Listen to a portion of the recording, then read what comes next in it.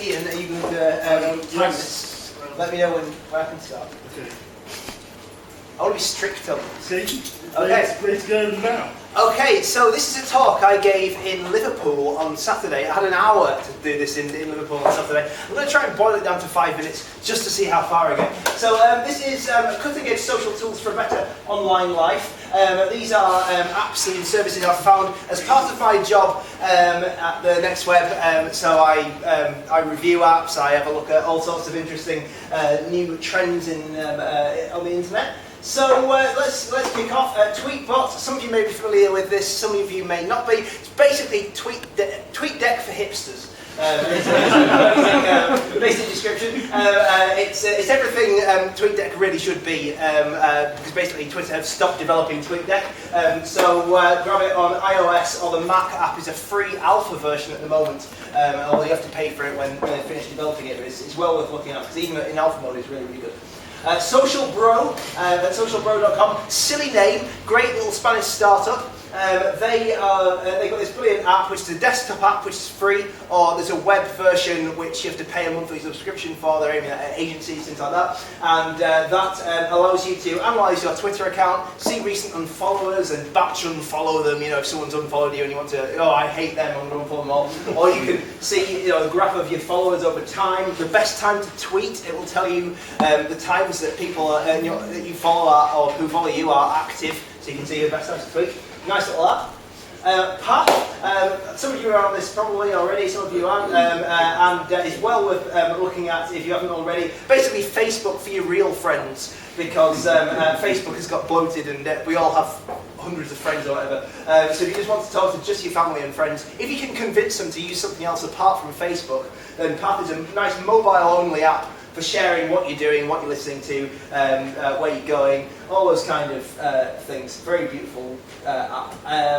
That's a video, let's leave that. That is Pair, which is just basically Path for couples. So if you just want to share things just with you and your significant other, you can use Pair. There's another one from Newcastle, which is a similar idea called Couple. Okay, that's Pocket, which is basically the idea is you can. It's like Read It Later evolved. It is Read It Later evolved. So like similar to Instapaper, but the idea is that you can take videos, you can take articles, all sorts of things from around the web that you found that you want to read offline or later on. Just stick them in your pocket, quite literally in your app, and then you can view them in the app later. Banjo, so this is an app for seeing where people are nearby who are maybe interesting to you. Banjo, I only put this in because they've got video. I think Banjo, out of all these kind of apps, is the least interesting. Sonar is a lot better, so if I'm around town, it'll actually pop up and tell me people I know who are nearby, which is really useful. So if I check in at Starbucks on the corner of Tip Street, which is upstairs there, really quiet, nice place to work, this is a great app that just says, oh, so-and-so's nearby, and so that's worth checking out. Highlight is great for discovering other people who use Highlight nearby you, although it can be a bit stalkery, but then if you opt into it, then you should accept it. So if you want to, if you're him and Michelle Abramson is over the road, you can go and say hello to her. But it might be a bit weird.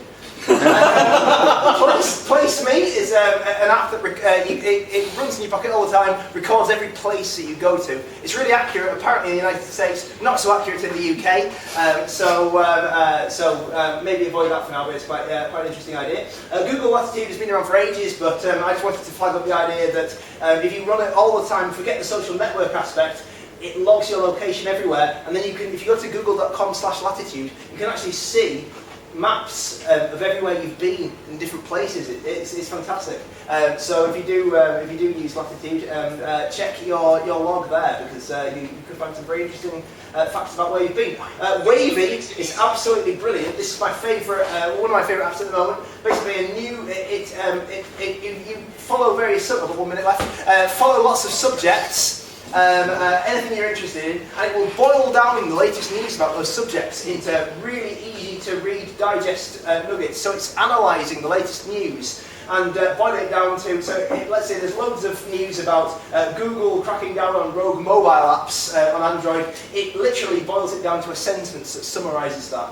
And then you can click to expand that. It will tell you about new products that are being released, all sorts of things. And it boils all this amazing, complex news report information into really easy to use little...